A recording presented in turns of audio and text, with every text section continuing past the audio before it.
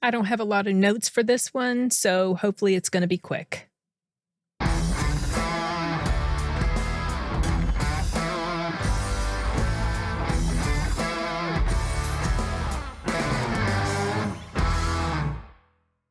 You know how I tend to yammer sometimes, especially when it comes to movie talk. So last week on the 17th, I went to go see Pan's Labyrinth. Regal is bringing back a lot of older films. Pan's Labyrinth is not that old, but what I mean is films that are well past their release date. And Pan's Labyrinth was one of them. I'd never seen it on the big screen, so I wanted to take the opportunity to go watch it. I've always enjoyed this film. I can't say it's my favorite Guillermo del Toro, but I do like it. It's got great acting and I like the setting. I liked also the time that this takes place in. It's in Spain. And if you haven't seen it yet, which I feel like probably many of you have, but if you haven't seen it yet, it's about this young girl named Ofelia.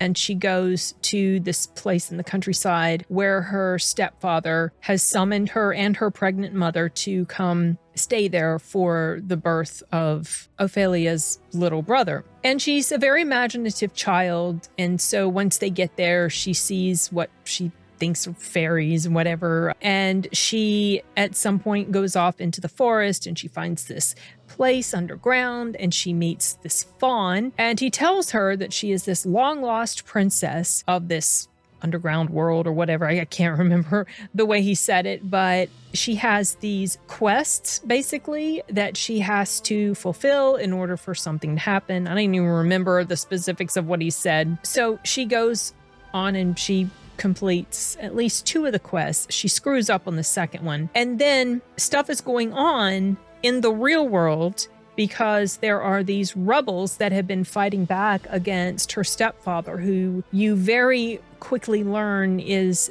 an absolutely vile human being. And things are happening on that front. And Ofelia is dealing with this whole adventure that she's on. I mean, she doesn't go off and she's gone forever. She goes back and forth from doing her stuff over here in the forest to going back to the house. But also, her mother has a very hard pregnancy. She's very sick from it. So there are these 3 things that are going on. And then at the end, 2 of those things collide and they interconnect. One of the things is resolved before the ending, but I really liked how this story played out. I feel that it holds up very well, despite the fact that it is, oh my gosh, almost 20 years old. Holy cow. You can't tell really because the visual effects are very good. Most of the effects are practical. The digital effects that are there, like the fairy flitting around, the mandrake root,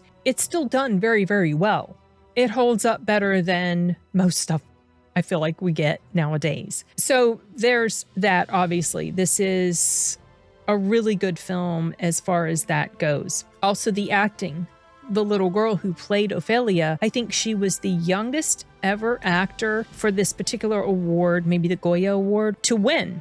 I think she won. I'm pretty sure she won. It's with good reason because she did a phenomenal job in here. There were a lot of people in the theater when I went to go see it. So that was actually pretty doggone cool. And it was lovely to watch on the big screen. Very cinematic, just because of some of the stuff that was happening and the way certain shots were filmed and the visual effects and all of that.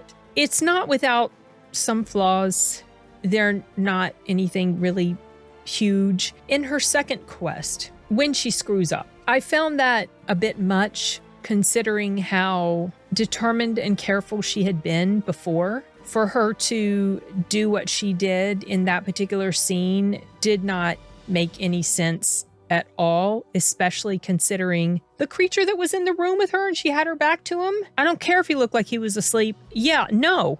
I don't know if there was something supernatural that tempted her or if it was just what she was seeing with her eyes that tempted her, but even that didn't seem to be enough to me for her to make an error like that. At first I thought, well, it was because something else had happened before she went on this little adventure, and that was probably what led to her being willing to do this thing that she did. But then I thought about it a little bit more, and that wasn't accurate. past, so that didn't really apply anymore. I know in the story she has to have this failing because there's other things that happen as a result of that, but I wasn't convinced by what she did. Like, it didn't make sense to me in conjunction with her character, what I already knew about her character, how dedicated and disciplined and very on it she was with other things. For her to do this, no, that didn't really fly too much. Then there's another scene where she's hiding from her stepfather, and he's right there on the other side of the table, and he does not hear her move away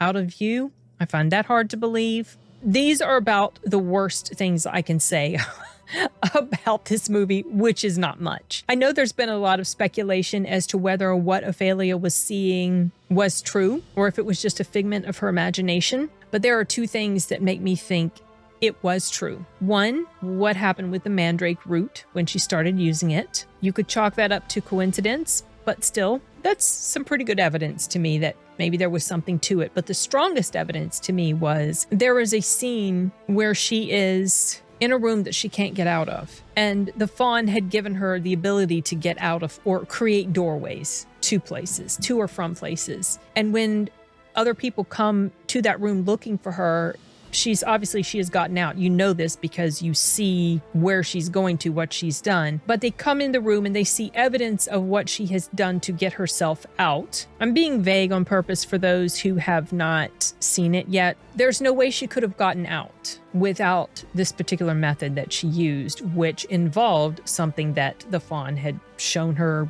a tool that he had given her to use. So that's why I'm kind of inclined to think that, yeah, it probably was really happening. So this really was a supernatural story. It wasn't just a story of this drama, and this was her way to escape the terrible situation around her in her mind. I can see both ways, but I'm leaning more towards, yeah, the fawn was real. All that stuff happened, but it doesn't matter either way. It's a very good story with great acting, great cinematography, great direction, great editing. Can't recommend it enough if you have not seen it. If you like Guillermo del Toro, if you like movies of this genre, sort of supernatural, thriller-ish character drama, check this out. It's definitely worth it. It is in Spanish, so you will have to read subtitles unless you understand Spanish. I understood quite a bit of it, enough to not have to pay attention to the subtitles all the time, but I always get tripped up if there's a word I don't know, and then my brain goes, "Bah!" And so then I go back to reading the subtitles, but I can understand it more than I could a while back, so that's cool. All right, I don't have anything else to say about Pan's Labyrinth, so I'm going to go ahead and wrap this up for now. Bye.